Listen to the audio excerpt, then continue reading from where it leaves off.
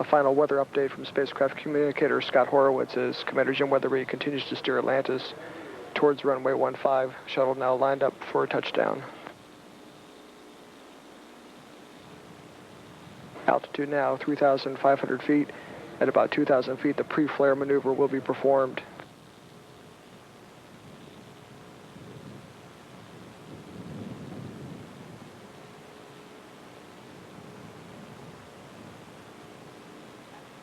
Pre-flare maneuver being performed. Landing gear coming down.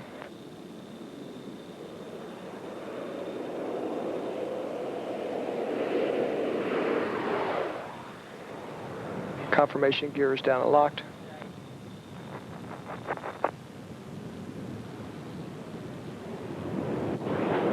Main gear touchdown.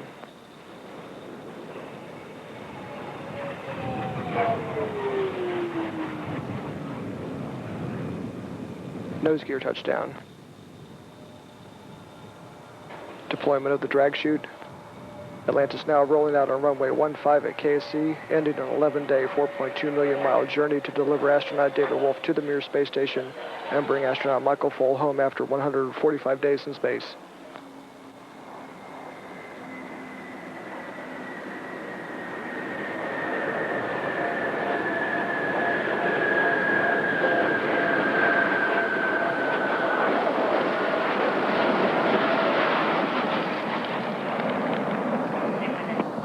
Atlantis, you can ignore the water spray boiler message.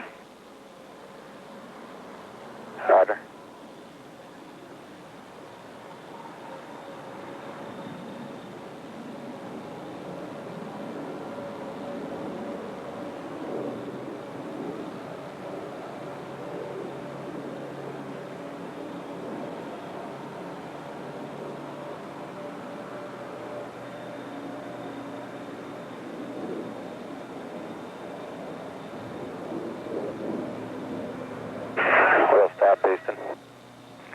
Copy, wheel stop, Atlantis. Welcome home, excellent job. Nice crosswind landing. We have no deltas. We're with you on page 5-3.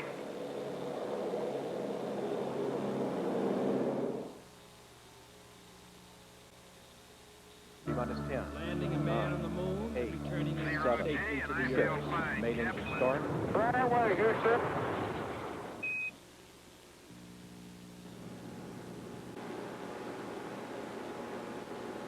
First of all, how do you feel? Not particularly heavy, but a little uncertain. Yeah. In terms of walking and balance. I'm very glad to be holding these children. Have they changed much? Yeah, he has grown twice. You've become a rebel. Rebel. And Jana has become a little lady. Sometimes. But, what was the first thing you said to your family? Anybody else I have no idea. Oh, I think I said, Ian, Jenna, over here, because they were going that way.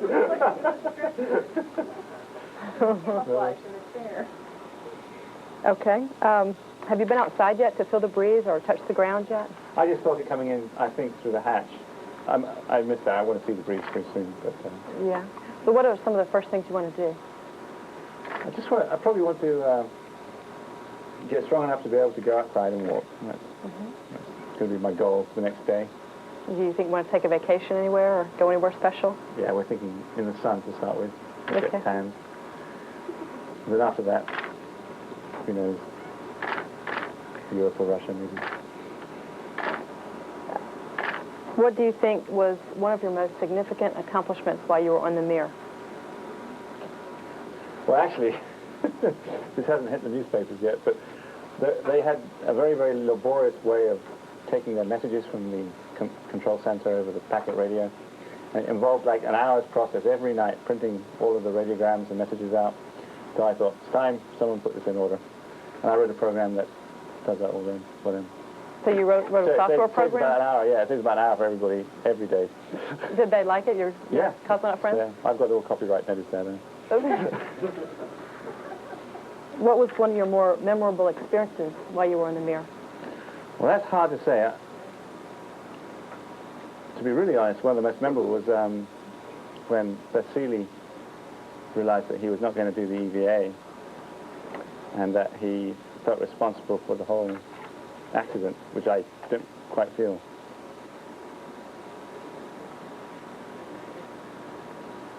No, it's too hard to talk about. Okay. We've had quite a few calls from your fans in England. And is there anything special you might want to say to over there? Well, I think to everybody, not just those in England, but I thank them very much for the enthusiasm, the interest. I think they feel that we're doing something important in the world. And I just hope that they keep supporting our programs and the joint efforts, the international efforts that are going on, and so that they, in Britain especially, can think about going into space one day, like these little children can realistically dream about here in America. Okay.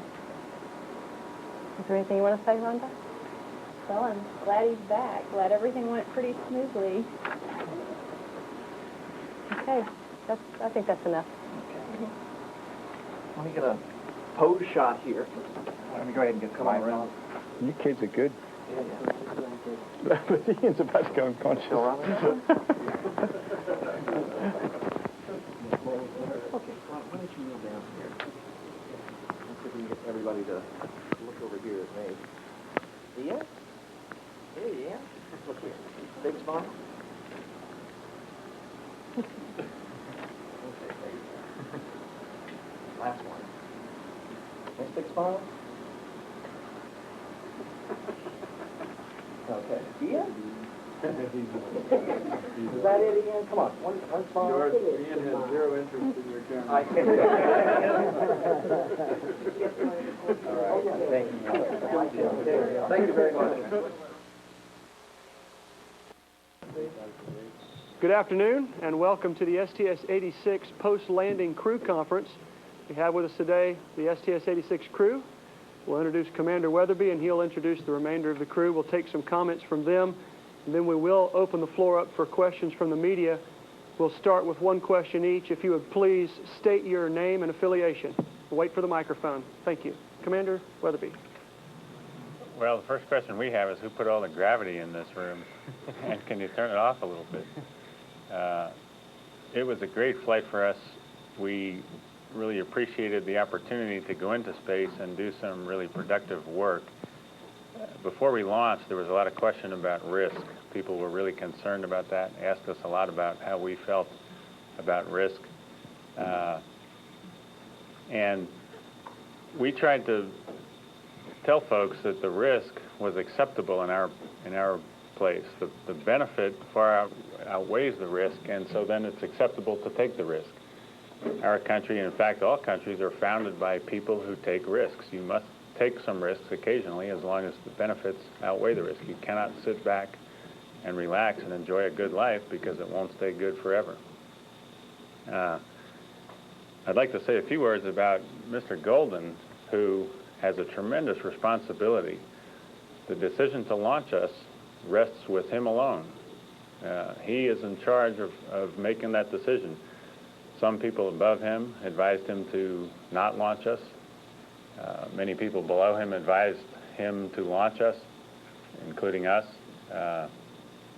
We had some discussions with him, several discussions over the previous week before launch, and we're glad that he made the decision that he did, but the responsibility resides with him to launch us or not launch us. The operational responsibility to launch us resides with Mr. Abbey. These are the people in our minds who are the heroes of the space program. They have a tremendous amount of responsibility to make the decision. If the vehicle is working well and you end up with no problems, then Mr. Abbey can relax. But if there are problems, it is his responsibility. He is the operational person who decides whether or not to launch us. And these are the people who are heroes in my mind. Responsibility cannot be taken by anyone. It is given to you. Once responsibility is given to you, you accept it. You cannot share it. It resides with you alone.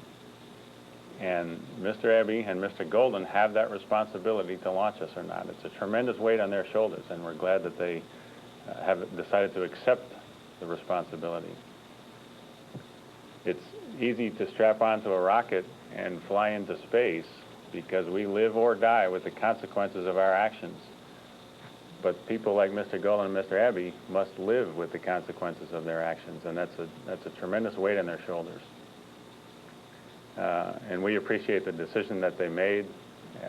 It was a tough one, I think, for them because everyone was talking to them about risk. We decided long ago when we signed up on this program to accept the risk, which we think is manageable. We think it's a very safe system. We proved that. The vehicle is very competent, capable. It has redundancy. We had some minor failures which did not matter at all.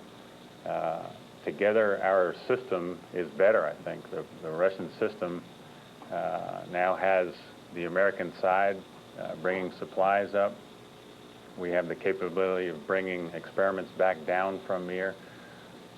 But don't forget that they have a tremendous system themselves. It's a great space station. It is doing productive work over the last 11 years, permanently inhabited by people, and we're getting ready to go back to the moon and on to Mars. And this time we'll do it together, and that's a good thing. Our systems, our space programs are better because we're working together. There are many people that we need to thank, and I'm sure all of us would like to thank our families first for the support that they gave us. You cannot do this kind of a job without people on the home front supporting you, and they did a great job, and I'm sure everyone would second that.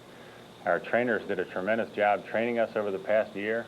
They beat the knowledge into us, and they did a very good job. We learned the systems, and any of the minor mistakes that we made on orbit are our fault alone, not the trainers. They did a great job. The simulators are tremendous at NASA. They are a little bit harder to fly than the vehicle, and that's the way you want to keep it. The people who worked on the vehicle did a great job. Everyone did his or her job precisely and perfectly this time, and that's the way you need to keep it. The vehicle was great. It had some minor sensor problems, and those are things that you don't even think about. And overall, the vehicle was perfect, and I'm sorry to see it's going to go into the hangar for a while and be refurbished because it's working great. But we will make some improvements to it, and it's the right thing to do. And it will receive some new avionics, and we're looking forward to seeing that when it comes out of refurbishment. Again, the managers all the way up the line who have their individual responsibilities for various parts of the program. Frank Culbertson did a great job managing the whole thing and the transfer of hardware between countries. Folks on the Russian side. To do a flight like this takes tremendous coordination. You have 2 different languages, 2 different control centers, and 2 different space vehicles, and everybody needs to be coordinated and talking to each other. And that worked flawlessly this time, and we were very happy about that. I'd like to, and let me introduce the crew, and I must thank them probably most of all, and I'll start with Mike, Lieutenant Colonel Select, Mike Bloomfield, the United States Air Force, did a tremendous job as a rookie. From the time we lifted off, he was right there with me and with the rest of us, and I knew that he was going to perform very well because you can tell right at the moment of liftoff if somebody's working well. I could not have done the rendezvous as well without him. He gave me expert guidance, and I asked his opinion on almost every pulse that I made during the rendezvous, and he was right there. The fly around was superb, very precise. I was a little jealous sitting up in the front while he was flying from the back, but he did a great job, and he deserves to do something like that on his rookie flight because of all the work that he put into this over the year. And of course, he helped me tremendously on the landing with the crosswind and giving me his guidance there. Colonel Vladimir Titov from the Russian Air Force did a tremendous job over the past year. I knew when he came to us a couple of years ago that here's a guy who knows how to operate in zero-G.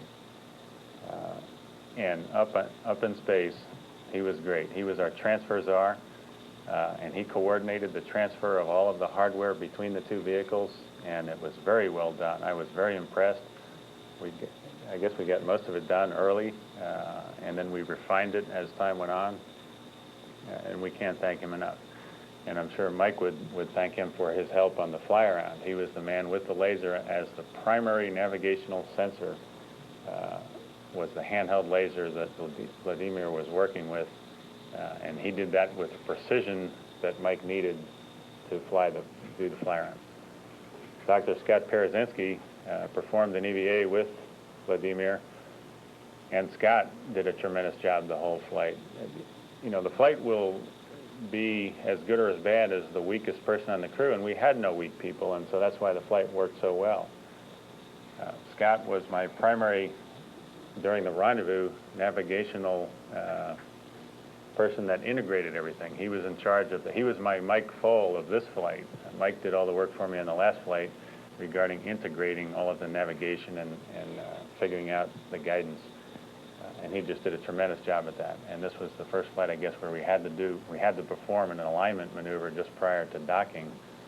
And it gets pretty tense up on the flight deck as you get close. And we were astounded to see that we needed to do some fly around. But he just calmly went about his business and read the angles and made the proper inputs and took the angular error out via Mike's inputs on the computer. And so I can't thank him enough for the work that he did the whole flight. General Jean-Loup Chretien from France, the French Air Force, did a tremendous job on the flight. We joked around about how much he was eating. He was constantly eating, but he was constantly working. We didn't joke around about that because we really appreciated how much work he did. I mean, the whole flight he worked, and he transferred all of the equipment, or helped transfer most of the equipment, and did just a tremendous job for the entire flight. And he has been a great pleasure to be around for the whole year, and then, of course, also during the flight.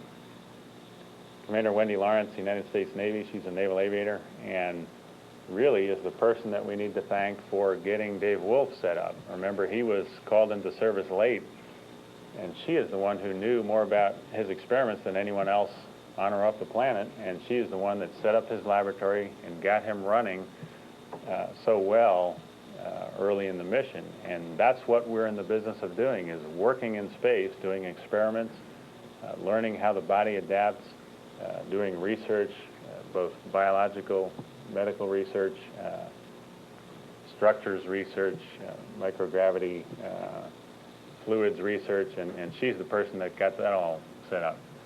In addition, she worked on experiments on our side of the vehicle and helped us with orbiter things with very little training. She's flown, of course, once before, but most of her training on this flight was geared to doing the experiments and being on this increment, and so she came to us late and did just a tremendous job working with us. And so I can't thank the crew enough for such a successful mission. I'd like to close this portion of the press conference, and then we'll open up the questions by quoting Dave Wolf, and I love this quote, and he would end his nightly transmissions to the ground with about the same phrase each night, and I hope he continues to do it because I love it so much. In talking about risks, he closes and says, well, remember, be careful down there. You're awfully close to the ground. We don't want any of you to get hurt. And I think that's great because risks are taken by everybody on the planet and off the planet, and that's what we're in the business of doing, as long as it's manageable and the benefit outweighs the risk, and we all think it does, and Dave Wolf certainly does, or he wouldn't be there. And Mr. Golden and Mr. Abbey do, or they wouldn't have made the decision that we did. And I'd like to think that you're all here because you believe in the program too, and believe that the benefit outweighs the risk. So thank you very much for your continued support and in documenting and talking to us and photographing the space program and promoting it as you do. So thank you very much, and we'd be happy to answer any questions that you may have. Start with questions from Marcia. Marcia Dunn, Associated Press. For anyone, I suppose the first obligatory question is, how's Mike doing late this morning and early afternoon? And secondly, as a crew, I'd like to ask you, as a unit, that none of you had any hesitation and no qualms about leaving Dave Wolf up there, and is that sort of surprising? Well, let me answer the first part. Mike is doing well. That's a long time to be off the planet without gravity, and the body is tremendously adaptable and resilient. And of course, the problems are twofold. One, when you get up there, adapting, and the other, of course, when you come back down under the gravitational field.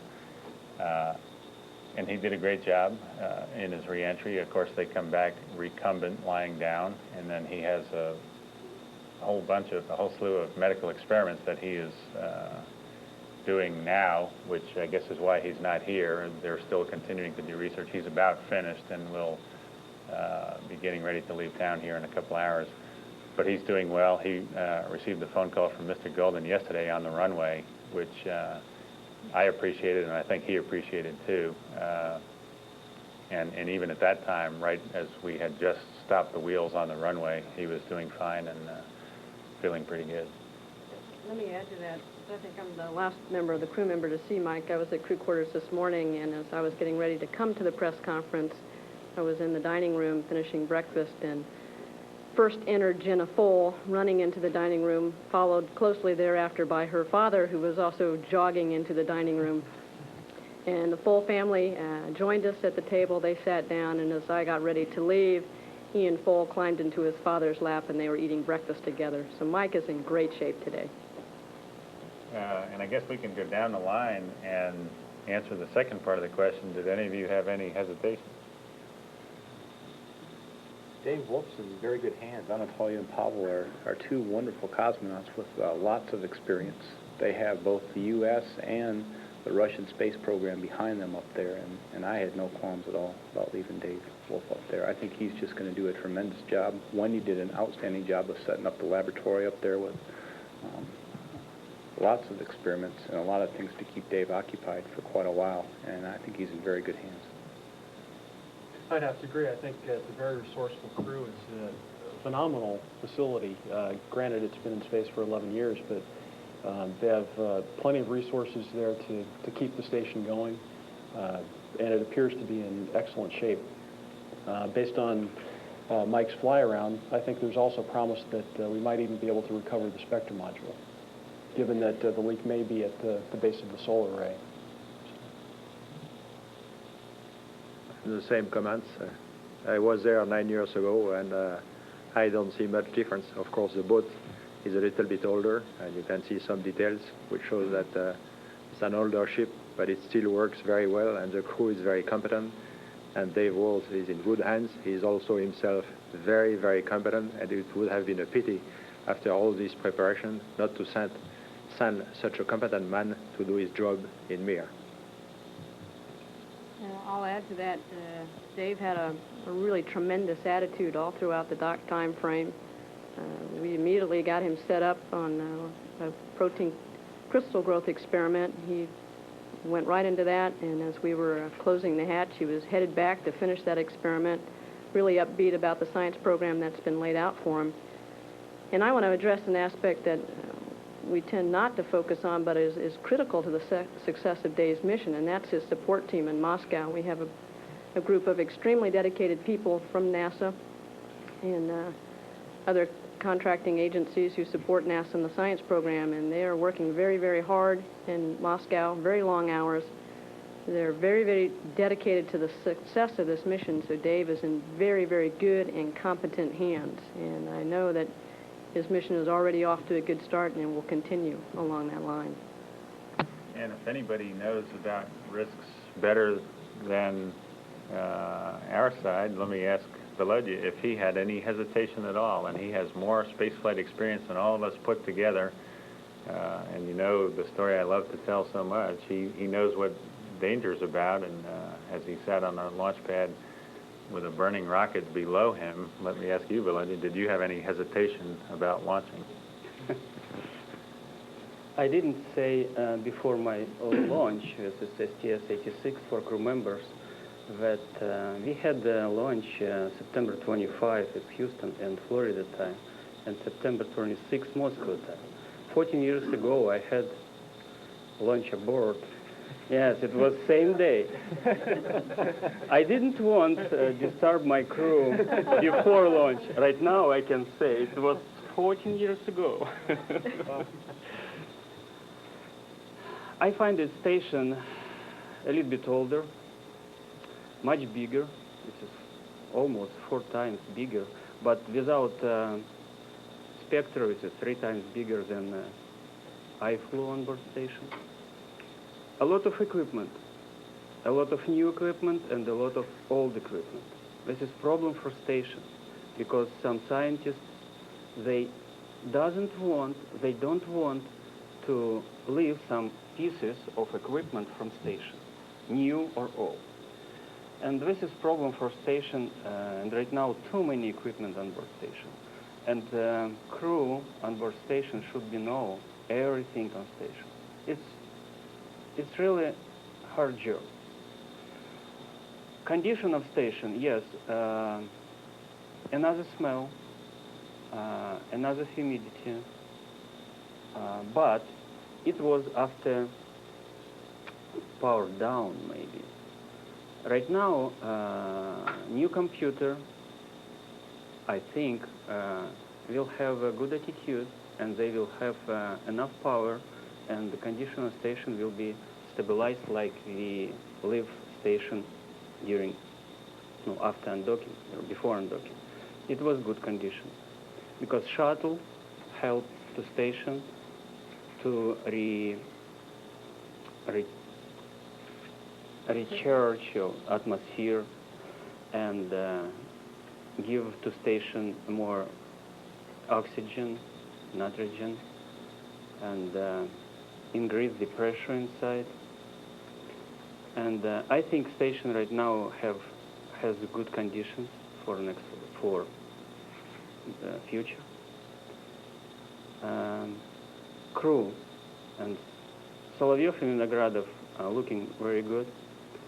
They working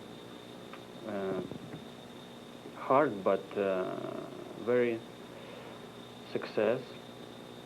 And I think David, and I saw that David and Russian crew, they're working right now together, and they don't have a psychological problem. It was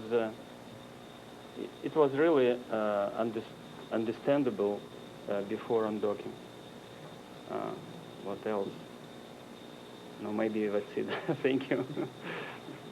Any other questions? Phil? Phil Chernerton is for Jim and Mike. What did your hometowns look like from space? What did you get to see from up there? And I guess, Jim, did you get to see the Yankees, or at least Yankee Stadium? My hometown looked really small from space this time. I was astounded to see, I've seen it on 3 previous flights, and it looked a whole lot bigger because we were lower. We were up way high this time in order to rendezvous with Mir, and it really looked small, and I couldn't believe all of the people lived down in that tiny little patch of land. We had tremendous viewing opportunities of the entire East Coast and most of Canada at night with the city lights, and I don't want to take away from Mike. I mean, he was astounded and kept commenting. One of the joys of spaceflight is watching the rookie and listening to the rookie, and we all just kept saying, unbelievable how beautiful it looked all the way up and down the East Coast and at night with the city lights. It's unbelievable how much talent you got. A couple of the passes to me that were most memorable was flying up over Houston, and then we would go up over the Great Lakes and look down the East Coast and over to Paris and look in on Jean-Loup's hometown in France. And for anybody that's taken that trip from Houston to Paris, it's a 10-hour flight. It's 3 meals, 7 movies. It just takes forever to do it, and we do it in a matter of about 20 minutes. And you can be over Houston and look down all the way down the coastline and make out the whole peninsula of Florida. And then a couple minutes later, you're up over Chicago, and it sits on the Great Lakes up there, and it's very easy to see. And you can look right down from Chicago to Detroit to Cleveland to New York City. They all line up in this big line right there. And for my hometown of Lake Fenton, it was easy to find Detroit because of all the lights at night, and you could follow I-75 right up to Flint, Michigan, and if you want to get on 23, you could go to Ann Arbor, and you could see the triangle, and you could almost see, I could swear you could see my house right down there just below the lights that were Flint, Michigan. So it was just tremendous to be able to enjoy that view. Yes. Unfortunately, I didn't saw my home town but it is in Siberia, behind Lake Baikal. It was cloudy there, and even in the nighttime, I didn't see this town, but I saw very good Moscow and Star City near Moscow. It was like a big city, and it was great. One of the big thrills for us was watching the Progress launch the other day, and it was pretty interesting seeing a rocket coming up in our, of course, in our same inclination, and I guess we saw it all the way to Miko, which was pretty spectacular. Go ahead, Pete. Hi, Pete Galtieri with the West Kentucky News. Commander, that landing in the high crosswinds, the last couple of high crosswind landings, the commanders kind of opted to let the orbiter drift off the center line. In this case, you fought like heck to keep it down the center line, digging that port tire into the ground like that, and we could see the other side, the starboard side getting dug in and the port side getting lifted up a bit. How did it handle, and how do you think you'll approach high crosswind landings from now on? Let it drift or try to keep it on the center line? Well, I would say that one thing we need to do is go back and look at the data. You're telling me information that I didn't know happened. I was not fighting like heck to keep it on the center line. I am trained, and in fact, I used to train folks. I was one of the landing and rollout people who worked out at the Ames facility in the vertical motion simulator and developed a lot of the techniques. And when we used to have a lot of tire wear problems here at the Kennedy facility with the rough runway, we developed the technique of not trying to steer back to the center line, allow the drift to occur. And that's exactly what I thought I did, was to allow it to drift. I was surprised to see that we landed on center line. I thought we were 20 feet to the right or so because I was not going to worry myself with the azimuth. I just wanted to be somewhere near the center line. Once the nose derotated, or we actually derotated, as it's coming down, we begin to see the effects of the wind, and it tends to go downwind, and I allowed that to happen a little bit, but not too much, because you don't really care about the position relative to the center line as long as it's on close to the runway. What you really care is the velocity, the vector. You don't want the vector to be diverging and getting farther away and approaching the side, because there are alligators who live in the moat. And so I did use some rudder. We have an interesting rudder system. It's relatively slow. It is huge. It's giant and big. It sticks up into the airstream, and you get some opposite effects. When you step on left rudder, the vehicle will roll to the right because it's way up above the center of gravity of the vehicle. Now the center of pressure is causing it to roll to the right. But I knew I needed some right rudder to correct the velocity vector and keep the velocity tracking down the runway. Just like you do in a car, you look far down the runway, you don't look at the center line. And we stayed, I would guess, 20 feet to the right of center line all the way down the rollout as the wind caused us to go that way. And I did not correct back to the center line until the very end when we were going slowly. The other interesting thing to me was the effects of the drag chute. On my first two landings with the drag chute, it causes the vehicle to change direction when it comes out, and the wind picks it up and throws it to one side, and then the vehicle goes up, points in the other direction. But on this one, without the drag chute, because we were doing the test, we wanted to see the basic handling qualities of the vehicle. Mike's job was to not put the chute out until after the nose was down. And I hate to say it, but I probably will get in trouble. This landing was more benign than the other two because we didn't have the drag chute out there. It did roll out a lot farther than I had expected without the drag chute slowing us down, and so Mike reminded me that I had to use some brakes. And so then we finally did use some brakes after the drag chute was gone. But I decided not to touch the brakes at all until after the drag chute was gone, and got a friendly reminder from him. So it was a very benign landing from our point of view, and I was very happy with it. Got a question in the back there. Emily? Wait for the microphone, please. Thank you. Emily Compston, London Daily Mirror newspaper. How did Michael Foale describe his experience on Mir to you? I talked to him extensively after hours when we weren't working. He's a good friend of mine, had flown with me on 63, and it's an interesting way that he describes it, and he'll probably tell you in his press conferences, it's kind of like jumping into cold water, he said. You don't really want to do it, but once you do it and the initial shock is over with, you realize it was a good thing to do. And he had a tremendous amount of fun. It was very rewarding for him to have done this.